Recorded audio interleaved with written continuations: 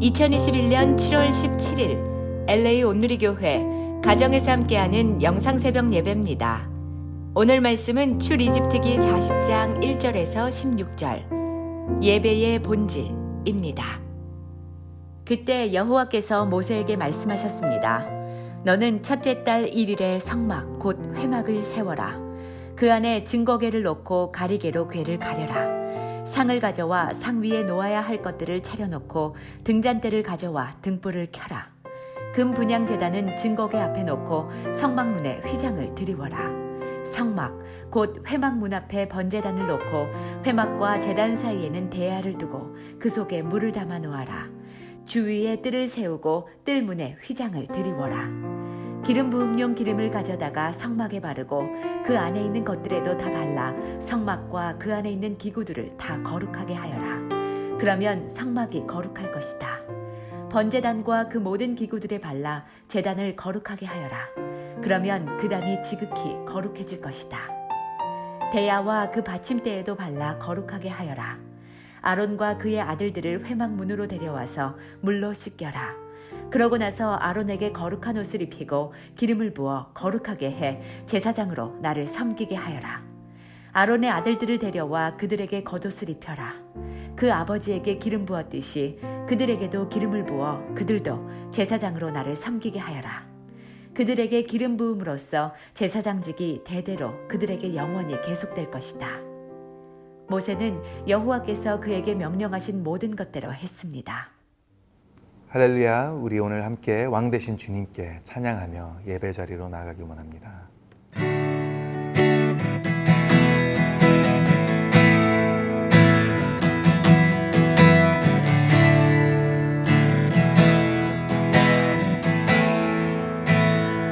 예수, 예수, 우리 왕이여, 이곳에 오소서. 보좌로 주여 임하사 찬양을 받아 주소서. 주님을 찬양하오니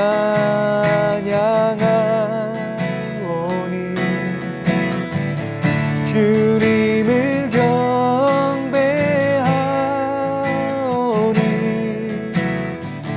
왕이신 예수여 오셔서 자정하사 다스리소서. 주님을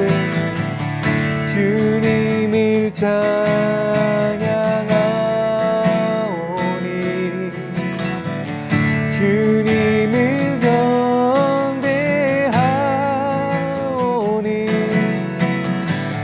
왕이신 예수여 오셔서 자정하사 다스리소서. 자정하사 다스리소서.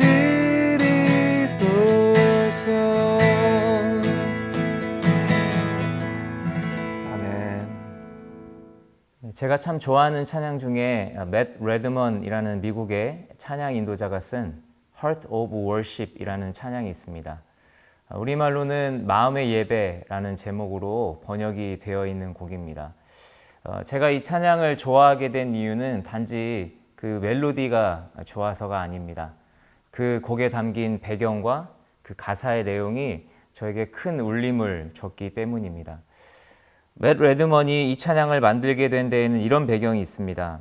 그가 어느 교회에서 찬양 인도자로 사역하고 있었는데 어느 순간부터인지 그 찬양팀이 예배를 돕고 있다고 생각하는 그 도구들과 음향 시스템, 심지어는 음악까지도 오히려 예배에 방해가 된다고 그런 생각을 하게 됐다고 합니다.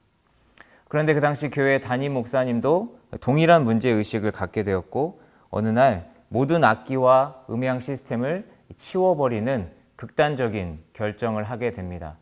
그러면서 목사님은 매주 예배를 드리러 올 때 무엇으로 하나님께 드릴 것인가, 하나님을 위해 내가 무엇을 희생할 것인가에 대한 고민을 하도록 그렇게 질문을 던졌습니다. 맷 레드먼도 처음에는 이 결정이 불쾌했다고 합니다. 왜냐하면 자신이 찬양 인도자로 사역하고 있는데 모든 악기와 음향 시스템들을 다 치워버린다는 것은 본인에게 사역을 그만두라고 하는 것과도 같은 처사였기 때문이죠. 그런데 그때부터 하나님께서 그의 마음을 만지시기 시작하셨습니다. 처음에는 모든 예배의 진행이 어색하고 또 긴 침묵의 시간도 있었지만 그들은 곧 이 음악이나 환경에 상관없이 진실한 마음의 제물을 드리는 법을 회복하고 예배의 중심을 회복하게 되었다고 합니다. 그리고 나서 다시 악기와 음향 시스템이 이제 제자리로 돌아오게 되었는데 이제는 더 이상 그 악기와 음향 시스템에 매이지 않고 진실한 예배를 드릴 수 있었다고 합니다. 그리고 한 시즌 정도의 시간이 지나 맷 레드먼은 그때 일을 다시 묵상하면서 이 찬양을 쓰게 된 것이죠. 가사 앞부분만 잠깐 소개하면 이렇습니다. When the music fades, all is stripped away, and I simply come, longing just to bring something that of worth that will bless your heart. 우리말 번역은 조금 의역이 섞여 있어서 그 의미가 정확히 전달이 안 될 수 있는데 제가 조금 전에 말씀드렸던 이 배경 이야기를 기억하시면서 영어 가사를 보시면 그 의미가 더 선명하게 다가옵니다. 음악도 없고 모든 악기나 음향 기기들도 다 치워진 상태에서 정말 가장 단순한 그 모습으로 주님 앞에 나가 진정한 마음의 예배를 드리게 됐던 맷 레드먼과 그의 찬양팀의 상황, 그리고 그들의 진심 어린 고백이 이 찬양의 가사에서 느껴집니다. 여러분, 예배에서 정말 중요한 것은 무엇일까요? 방금 소개해드린 이 맷 레드먼의 찬양에 얽힌 이야기를 들으시면서 그리고 그 가사를 묵상하시면서 어떤 생각이 드셨습니까? 그래, 예배에서 역시 중요한 것은 형식이 아니라 마음이야 라는 생각이 들지 않으셨습니까? 예배와 관련된 성경 구절을 말할 때 빠지지 않고 등장하는 구절 중에 하나가 요한복음 4장 24절입니다. 하나님은 영이시니 예배하는 자가 신령과 진정으로 예배할지니라.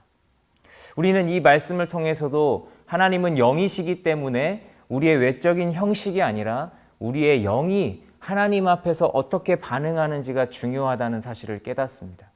그 밖에 여호와는 중심을 보신다라는 사무엘상 16장 7절의 말씀도 우리의 내면에 보다 집중해야 한다고 우리에게 가르쳐 줍니다.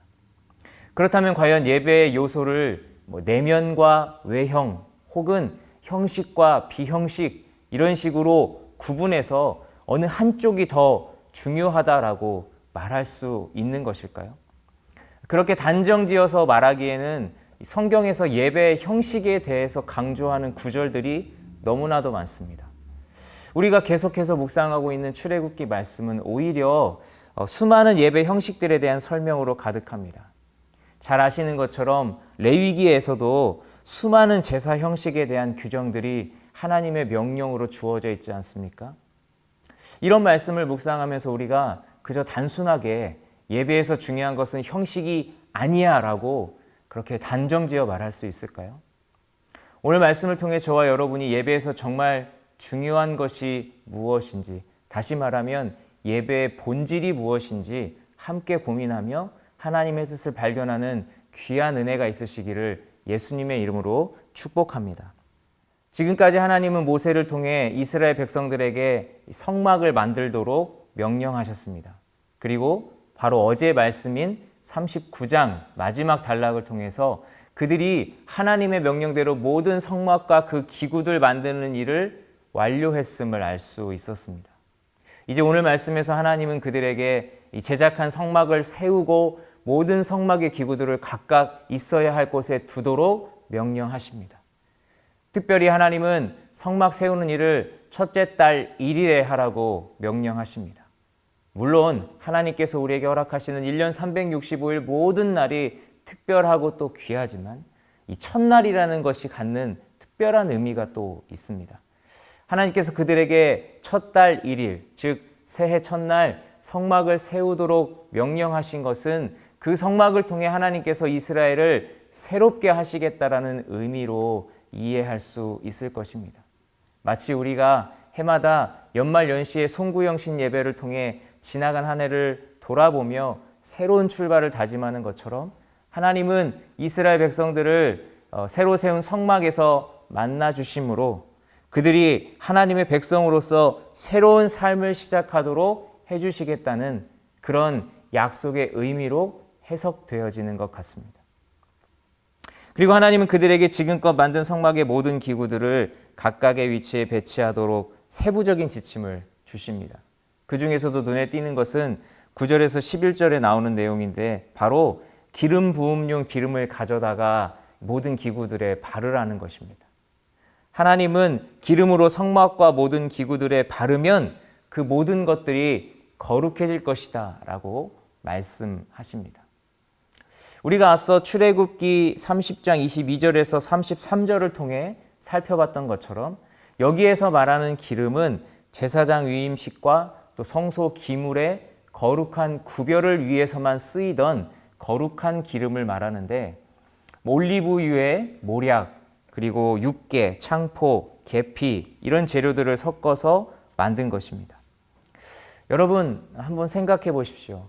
기름이 아무리 여러 가지 재료들을 섞어서 만들었다고 하더라도 그 자체로 물건을 거룩하게 하는 영적인 능력이 기름에 있겠습니까? 아니죠. 기름을 바른다고 해서 그 기구들이 특별히 깨끗해진다거나 거기에 어떤 성질의 변화가 생겨서 스스로 거룩해지는 것이 아닙니다. 여기서 하나님의 말씀하신 이 거룩해질 것이라는 의미는 하나님께서 그렇게 인정해 주시겠다라는 의미입니다. 왜 인정해 주시는 것입니까? 하나님께서 그렇게 하라고 말씀하셨기 때문입니다. 하나님께서 명령하셨고 그 명령대로 지켜서 행했기 때문에 하나님은 그 순종을 통해서 거룩함을 인정해 주겠다고 말씀하신 것입니다. 이어지는 제사장 정결례에 대한 말씀도 마찬가지 의미로 이해할 수 있습니다.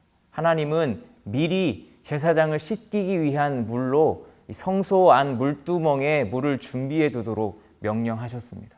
그 물로 제사장을 씻기는 것은 몸을 깨끗하게 하는 것이면서 또 동시에 죄를 씻어낸다는 의미를 갖고 있습니다. 이것 또한 그 물 자체에 특별한 능력이 있어서 그렇게 되는 것이 아니죠. 바로 하나님께서 그 물을 거룩한 물이라고 인정해 주셨고 그래서 그 물을 통해 몸을 씻으면 그 제사장을 깨끗하고 거룩하게 된 것으로 인정해 주시겠다라는 의미인 것입니다. 결국 성막을 세우고 거기에 기구들을 배치하며 제사장이 정결례를 행한 뒤에 이스라엘 백성들을 위해 제사를 드리는 모든 일에 있어서 가장 중요한 것은 무엇입니까? 하나님의 명령을 따라 그대로 순종하는 것입니다. 왜냐하면 이스라엘 백성들을 거룩하게 해주고 그 모든 죄를 씻어주는 것은 성막의 어떤 기구나 또 성막이라는 그 장소 자체가 아니라 그 성막을 통해 이스라엘을 만나주시는 하나님이시기 때문입니다. 제가 대학생 시절에 저는 캠퍼스 선교단체에서 훈련을 받았습니다. 그곳은 서로가 서로에게 존칭어를 사용하는 규칙이 있었습니다. 아무리 선배라고 하더라도 후배에게 존칭을 사용했습니다.